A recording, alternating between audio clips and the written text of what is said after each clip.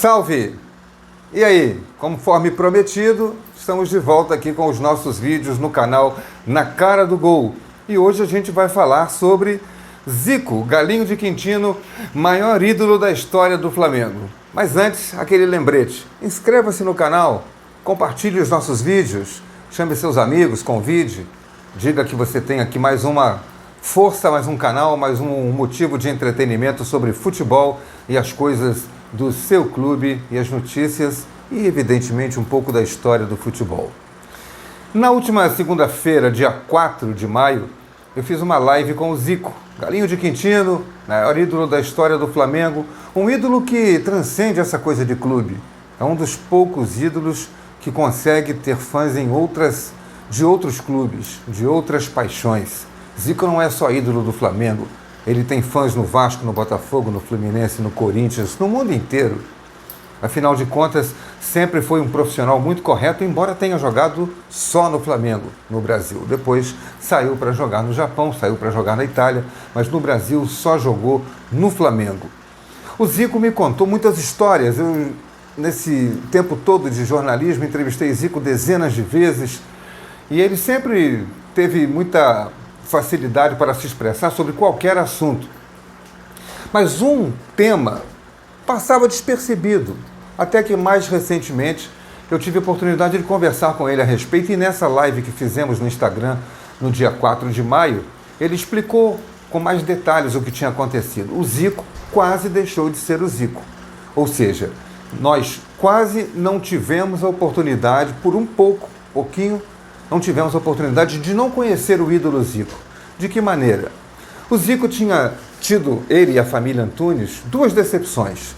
Com o irmão mais velho, Antunes, que jogava no América e no Fluminense, que tinha sido cotado para jogar na seleção brasileira, mas precisava, segundo os dirigentes do Fluminense, fazer um contrato de gaveta, que era um contrato por baixo dos panos, que não era registrado na federação. E o pai do Zico, seu Antunes, achou aquilo uma indignidade e botou para correr os dirigentes do Fluminense que queriam fazer um contrato de gaveta, dizendo que se não fosse assim ele não seria convocado para a seleção, e não foi.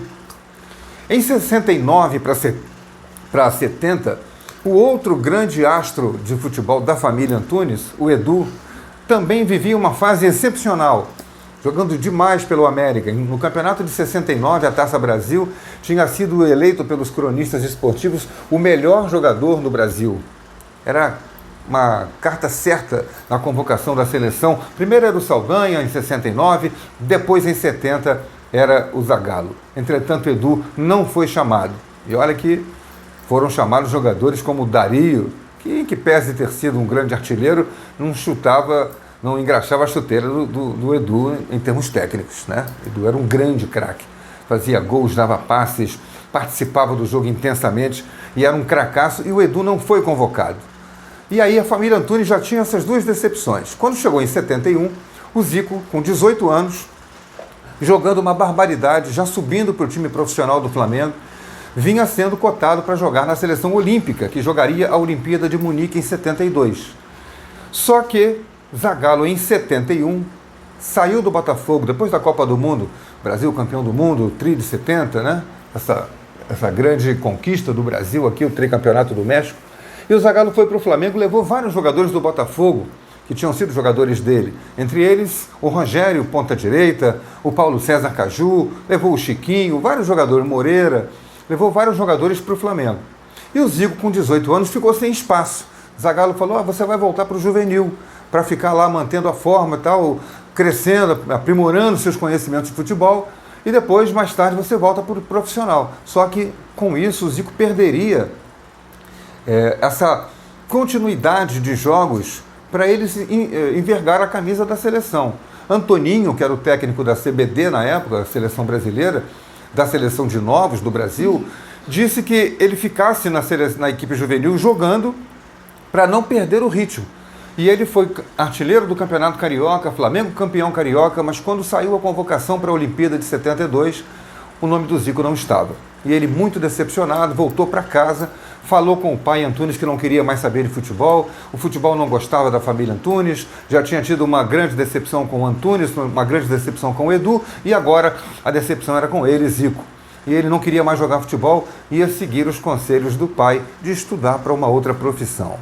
Ficou 2 semanas sem aparecer no Flamengo, sem ir treinar, ninguém sabia, ligava para casa dele, cadê o Edu, o Zico? O Zico não apareceu mais para treinar, não, o Zico não quer mais jogar, não, vamos tirar isso da cabeça dele.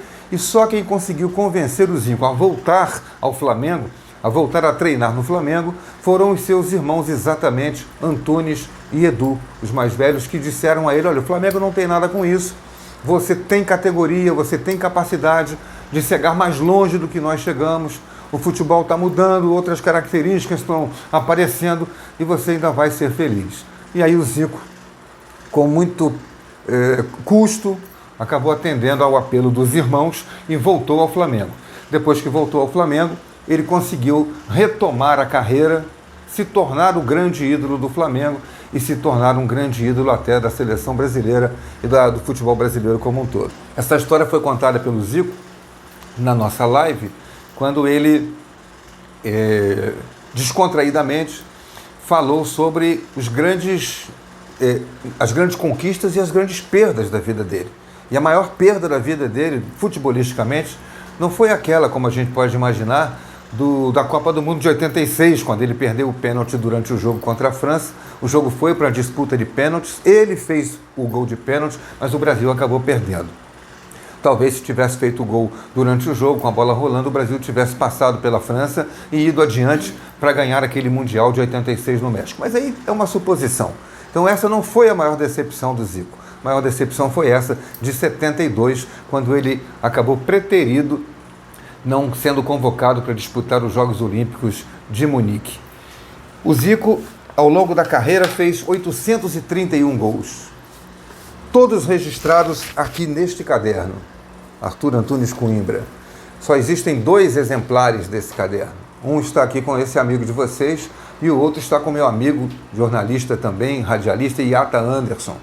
Iata, que acompanhou a carreira do Zico desde o juvenil, antes de mim, ele começou um tempo antes de mim, também tem um exemplar desse, só existem esses 2. Eu guardo como se fosse um troféu.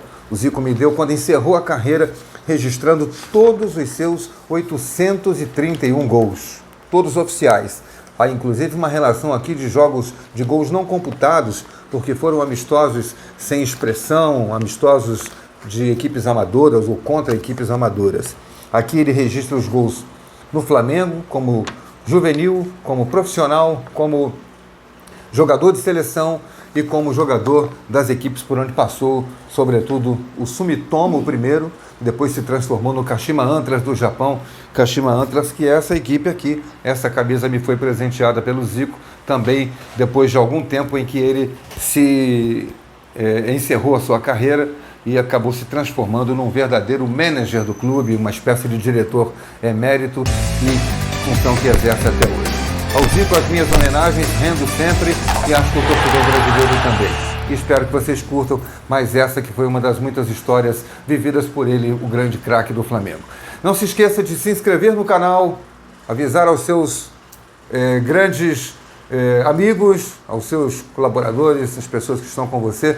Estamos todos de quarentena, eu aqui na minha casa, você na sua, cada um na sua, mas vamos sempre trazer aqui para os amigos uma história, contar um acontecimento do futebol, para que vocês fiquem sempre inteirados, sempre por dentro e sempre convivendo com as coisas mais importantes da vida, e entre elas está o futebol, nossa paixão eterna.